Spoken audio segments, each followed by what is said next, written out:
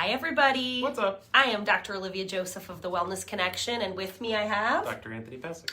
So we talk nutrition, diet, lifestyle. We work with patients in the functional medicine wing, and if you are geeky like us, you're going to love this video. So we already have videos out there on vitamin D, diet, lifestyle. Today is specific science and research showing disease incidence prevention by serum vitamin D levels. So, What does that mean? So this is, we're going to get into each disease specifically. A lot of these are cancer, but there are other things. So just to put this in perspective, the average American and Canadian has a vitamin D level of 26. That's too low. Way too low. The normal range for vitamin D levels is 30 through 100. That range is way too big. Yeah. So what's the sweet spot? 50 to 60. So for majority of disease prevention, 40 to 60. But we're going to get really specific with the numbers here. So all cancers combined across the board, if vitamin D levels are within 40 and 60, and we've talked about that sweet spot kind of being 55, you're going to see why we come up with that as kind of our favorite number. Yeah. So specifically, breast cancer, 77% reduction of breast cancer when the vitamin D level is at 38 or higher. How many people are not getting their levels checked? Yeah. How many people are in that low average of a 26 and don't even know it? So what's the next cancer you see here? Ovarian cancer. So what's the reduction? You can even go with that range. Yeah, 12 to 17% if you're in the 40s. So, see, I'm a little bit more specific than that. 12% reduction if your vitamin D level is at a 41. 17% reduction if your vitamin D level is at a 47. Now, ovarian cancer does not have a great prognosis. No. It does not. And I know that 17% might not sound significant. That's significant for this type of cancer. Right. So colon cancer.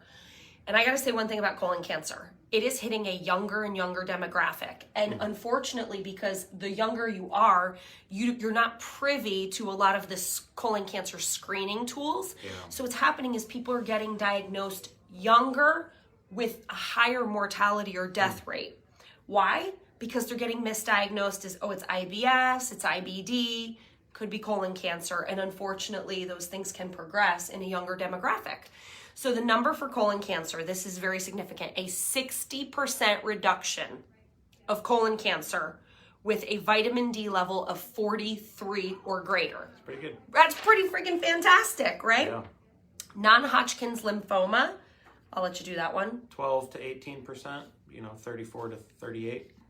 So we like to see it at some of these higher ranges because you're covering all of these bases. Right. So type 1 diabetes. Crazy, right? Crazy. This one's crazy. 66% reduction. But you have to have a higher vitamin D level. That one has to be in like 53. Yep. I think I'm going to get my eyes checked. I think I'm going to need glasses eventually. I've been denying it, but now that I'm over 40, I think I need an eye exam. All right. So the fractures, all combined fractures, fracture reduction rate 50% when the vitamin D levels are at a 46 or greater. Falls in women, that's not really multiple sclerosis. So it's a pretty severe autoimmune disease that impacts you neurologically as well as physically. So the MS reduction was... You can get up to half of the risk, 54% if you're at 54.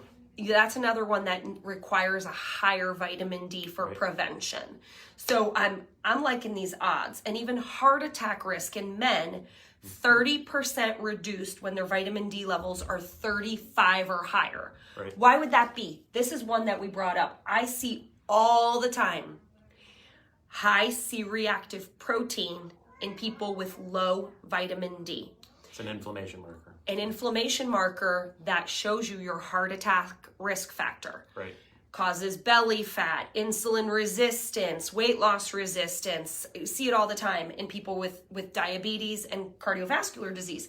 So what I have found is that when you increase somebody's vitamin D levels and work on reducing the inflammation, we'll see a switch like that, 3 months. Right.